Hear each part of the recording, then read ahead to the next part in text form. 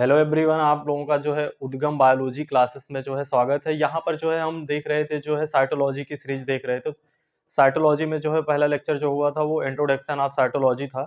तो यहाँ पर हम आज देखते हैं, जैसे सबसे पहले देखेंगे जो सेल्स होती हैं। सेल, ये सेल जो होती हैं ये structural and functional unit of life बोलते हैं, या बेसिक यूनिट ऑफ लाइफ बोलते हैं, या इसी को बोलते हैं फंडामेंटल यूनिट ऑफ लाइफ। उसके बाद फिर देखते हैं जो सेल होती है, सेल की स्टडी को बोला जाता है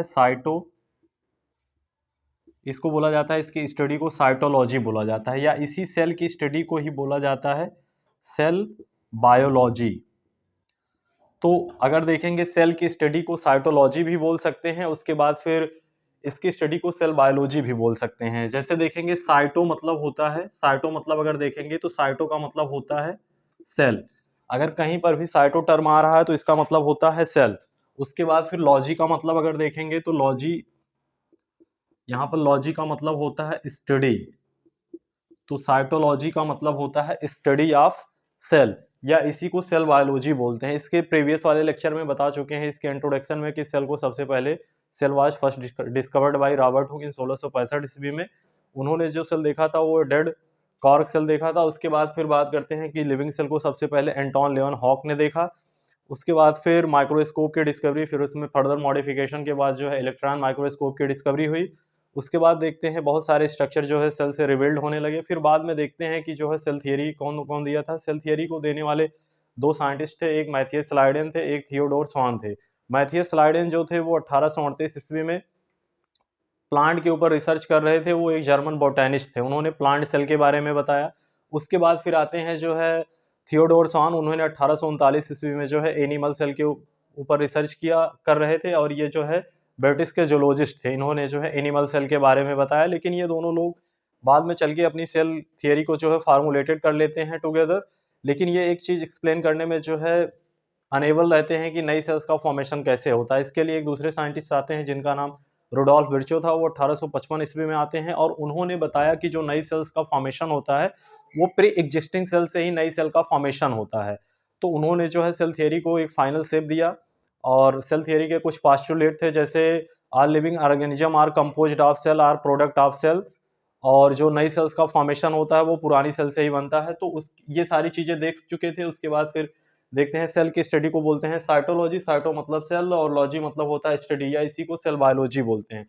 उसके बाद देखते हैं जो ग्रुप ऑफ सेल होता है, कई सेल्स का जो है ग्रुप्स मिलके टिश्यू का फॉर्मेशन करता है। तो जो एक सेल कई सेल्स का ग्रुप हो जाता है और ये टिश्यू का फॉर्मेशन करता है। जो इन सेल का जो ग्रुप बनता है वो ओरिजिन और स्ट्रक्चरली जो है सिमिलर होती हैं, और मिलकर जो है कोई एक फंक्शन परफॉर्म करने लगती हैं। उस ग्रुप को टिश्यू बोला जाता है।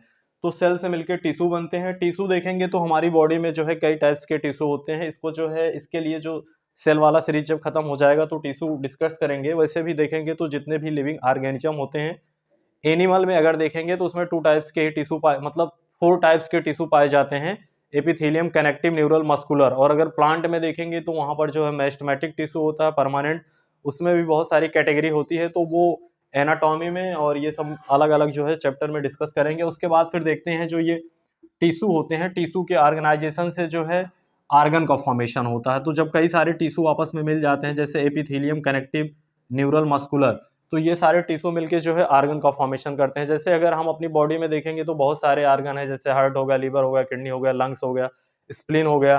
तो ये आई हो गया, ईयर हो गया, नोज, टंग, ये सारे के सारे जो है ये हमारे बॉडी के आर्गन है। ये तो जितने भी आर्गन है ये टिश्यू से ही मिलके बने हुए हैं। तो टिश्यू, सेल से मिलकर टिश्यू बनेगा, टिश्यू से मिलकर आर्गन बनेगा। उसके बाद फिर ये बहुत सारे आर्गन्स मिलके जो है एक कोऑर्डिनेट मैनर में फंक्शन करने लगते हैं और एक सिस्टम का फॉर्मेशन करते हैं। तो आर्गन मिलके जो है आर्गन सिस्टम का फॉर्मेशन करते हैं।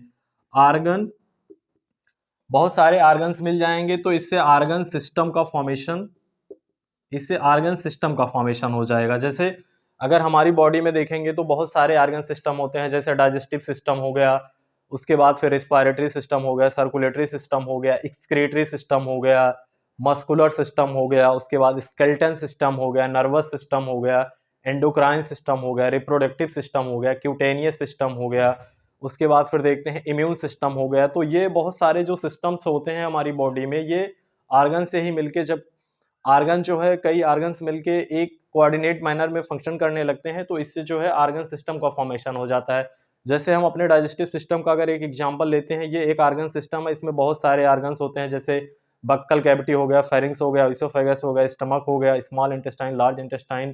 तो ये सारे पार्ट जो है एक ही काम करते हैं, फूड के डाइजेशन में हेल्प करते हैं। ऐसे अलग अलग सिस्टम्स हैं, तो उससे हमारी बॉडी में बहुत सारे सिस्टम्स पाए जाते हैं। उसके बाद ये आर्गन सिस्टम से जो है, आर्गन सिस्टम से ही बॉडी का फॉर्मेशन हो जाता है। आर्गन सिस्टम मिलके जो है बॉडी का फॉर्मेशन करते हैं, तो इससे एक कंप्लीट बॉडी का फॉर्मेशन हो जाता है। उसके बाद फिर देखते हैं, जैसे सेल हो गया, सेल से मिलके जो है टिश्यू, टिश्यू से मिलके आर्गन, आर्गन से मिलके आर्गन सिस्टम, और आर्गन सिस्टम से ही जो है बॉडी का फॉर्मेशन हो जाता है।